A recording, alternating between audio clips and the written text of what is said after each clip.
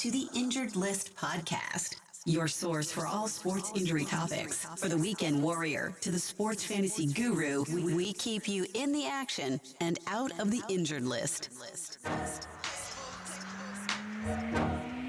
Ladies and gentlemen, please welcome the host of the Injured List podcast, Brian Scott.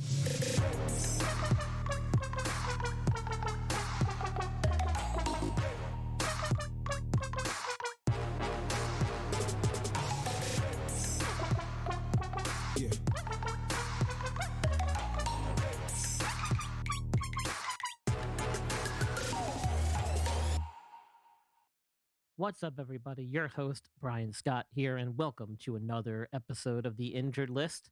Scary news last week coming out of the world of professional sports as Tiger Woods was involved in a serious motor vehicle accident. We will talk about the injuries that he is now recovering from. On a good note, King Henrik Lundqvist is back on the ice. Amazing, considering just 8 weeks ago he had major open heart surgery. We'll talk about what this means for his future in the NHL. So join us after this.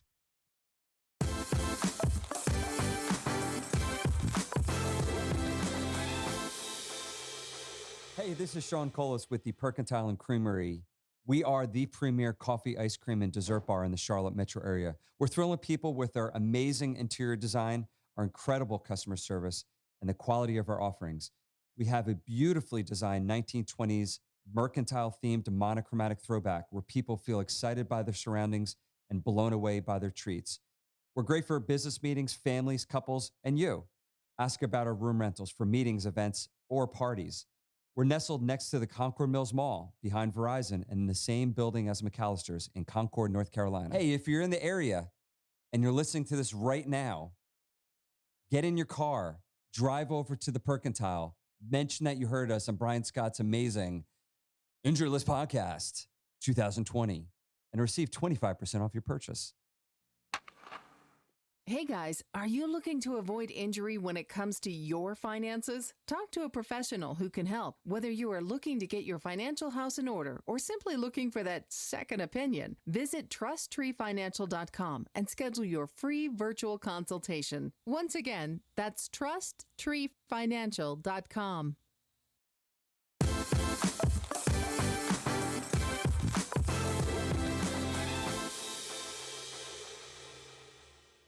Hopefully Tiger's going to be okay after some kind of crash like this. Golf legend Tiger Woods had to be cut from the wreckage of this car with the jaws of life after a shocking rollover crash in L.A. This is a very bad crash. You can see the damage to that vehicle. Tiger Woods now in a local hospital. Condition is critical. A serious car crash. As you can see here, the L.A. sheriff says Tiger Woods was involved in a single vehicle rollover, traffic collision, and had to be extricated with the jaws of life. This is according to the Los Angeles County Sheriff's Department and a statement that they just put out.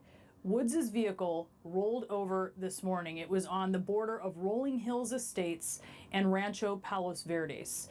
The Sheriff's Department says that his vehicle was traveling northbound on Hawthorne Boulevard at Black Horse Road when it crashed. We begin tonight with that horrible news and the images that played out for hours today after Tiger Woods was involved in a major accident this morning in LA County. The vehicle he was driving going off the highway and rolling over several times, and we had just learned from authorities moments ago that he had serious injuries to both legs, that he was awake and conscious when authorities responded at the scene, that he was able to identify himself, he was driving the car, and that he was alone. These were the aerials today of that SUV off the highway, flipping and ending up on its side. Authorities say there were no brake marks before the vehicle rolled over several times. Firefighters using an axe to break the windshield to get him out, saying they got to the scene in 6 minutes after a neighbor called 911. 1 week ago today, Tiger Woods was involved in a very serious single vehicle rollover accident that has been attributed to a high rate of speed. Details are still somewhat sketchy, but more information has become available. What we do know, and what has been confirmed by multiple reports and spokespersons, is that he was alone, and he did have to be extricated from the vehicle. He also sustained significant lower extremity injuries to his leg. Multiple reports have confirmed open fractures to his right leg that were treated with emergency surgery to stabilize the fractures and treat open wounds. Reports have also detailed that he underwent multiple procedures to address compartment syndrome of the lower leg and likely to have repeat washouts of the open wounds to help prevent the guest infection. A few reports have detailed significant injuries to his talus bone as well, which makes up part of the ankle joint. This is a very important bone for the function and integrity of ankle motion and stability. It's what connects the lower leg to the ankle and foot, so it has very important mechanical and structural properties in relation to the lower extremity as a whole. I think of all the injuries, this could be the one with the most lingering long-term effects on his ability to return to professional golf. Open fractures and compartment syndrome we have spoken about in depth on this podcast. If you refer back to season 1, episode case report number 11, there I did an entire summary of Washington Football Club's quarterback's Alex Smith's injury. I also talked about his recovery, and I gave a lot more detailed information on the topic of compartment syndrome and open fractures and how they're typically treated. Now, while there are some similarities between Alex and Tiger's injuries, there are also some glaring differences. First and foremost, Tiger was involved in a motor vehicle accident. This involves high-energy trauma, which is not something you can replicate on the football field. Now, while they both did sustain lower extremity injuries to the tibia, that's where the similarities basically end. Alex's injuries were complicated post-operatively by the development of sepsis, which was a bacterial infection that entered the bloodstream and caused his organs to basically start failing. He also developed necrotic tissue in his leg due to the infections and basically had to have limb salvaging procedures to eradicate the infection and salvage whatever remaining healthy tissues, muscles, tendons, ligaments, bones were left so that he could have a leg to walk on and play again with. So far as we know, Tiger has not had any complications at this point in his recovery. Therefore, it's reasonable to believe that he should make a good recovery and still have some level of function in his leg. But other than the actual injury to the tibia and that portion of the lower leg, that's basically where the similarities end. In surmising the extent of his injuries, it's safe to say that they were much more complex fractures than Alex Smith's, likely with multiple fragmented fractures to numerous bones. As a result, there was likely extensive soft tissue damage to the muscles, ligaments, vessels, nerves that attach to help stabilize those bones and the joints that they move. He was taken to a level 1 trauma center, and this is important.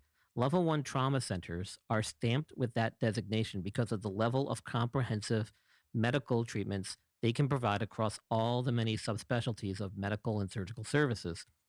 They offer these services on a 24 hours a day, 7-day a week schedule with in-house staff always on call. They can handle the most complex trauma victims with a variety of specialists on hand to care for the patient as soon as they arrive. Tiger was stabilized and then transferred to another major orthopedic hospital in LA for ongoing care, but not before multiple procedures to care for his injuries. With regard to his orthopedic injuries, from what has been reported, it's not surprising to hear the extent of the damage that his leg incurred. What is surprising, and the testament to the technology of motor vehicles today, is the fact that he did not have any other major internal injuries to his organs that could have caused loss of life. Apparently, his vehicle is also equipped with a black box, which investigators will be able to use to determine what likely may have caused the accident, whether it would be brake failure, some type of mechanical problem, or simply excessive speed. The stretch of road that he had the accident is known as an area where there has been a lot of accidents in the past due to excessive speed. So this could factor into the investigation. Now, he will recover from his leg injuries. That much I can guarantee you. What will remain to be seen or determined is how much of an effect that will have not only on his daily return to activities, but also in his return to professional golf. Take away the fact that Tiger has had multiple knee injuries and surgeries, several back surgeries, including spinal fusion, and had to undergo treatment for addiction to painkillers. And his injuries now are still significant. Now you throw those historical facts back into the mix, and he has a whole other set of hurdles to overcome to get himself back on the golf course. To me, that's going to be the most challenging aspect of his recovery.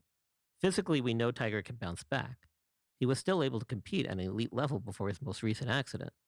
However, overcoming the new psychological, emotional, and physical stresses will be a whole new challenge. This, to me, will pose an even greater wall to climb than ever before for this man.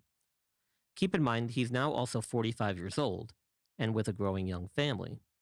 This could mark a shift in his focus and energy into recovering not for himself, but for his children, whom we now will have more time than ever to spend with. If you want to know more or have some specific questions about Tiger and his injuries before and since the accidents, or if you think it might make a good topic for discussion on future episodes, let me know.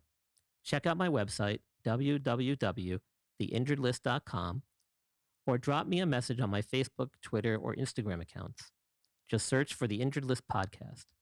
We'll be right back after this word from our sponsors.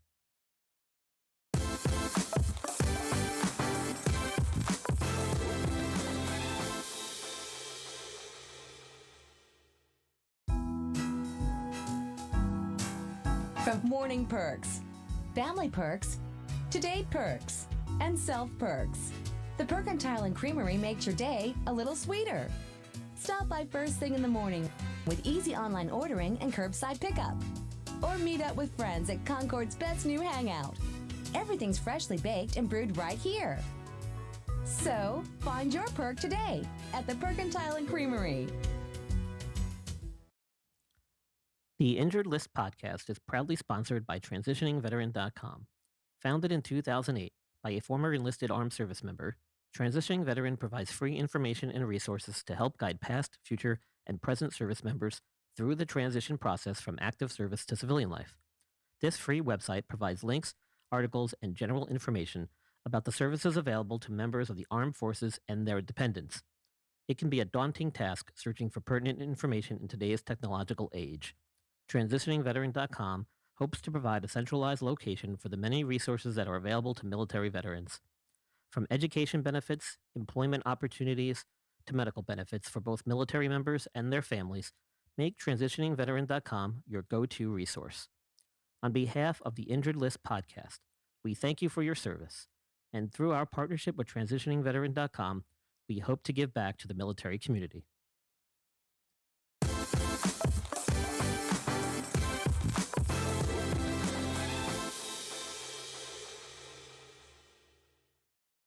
Hey, everybody, welcome back to the Injured List Podcast. Thanks for sticking around. And one last topic that we wanted to touch base on was the return of Henrik Lundqvist to the ice last week, where he was filmed in full pads and equipment, taking some shots with close range wrist shots and stuff in net, which is great to see. He's only 8 weeks out from a major open heart reconstructive surgery.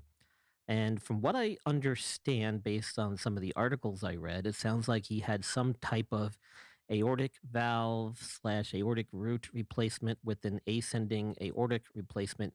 And I think it was using a synthetic graft. Now, that's major procedure. It involves basically a sternotomy, which is an opening of the sternum bone, which is basically the breastbone, in order to access the heart and the structures coming off the heart and to do the surgery. So when that is done, they're typically closed with some type of wire construct where the sternum bone is mended back together and then given time to heal. There are some instances where they will sometimes use a plate and screw type construct, similar to some of the equipment we use in orthopedics, to compress that bone and get it to heal. That being said, conservatively, most people are not allowed to return to any type of physical activity for at least 8 weeks post-operatively.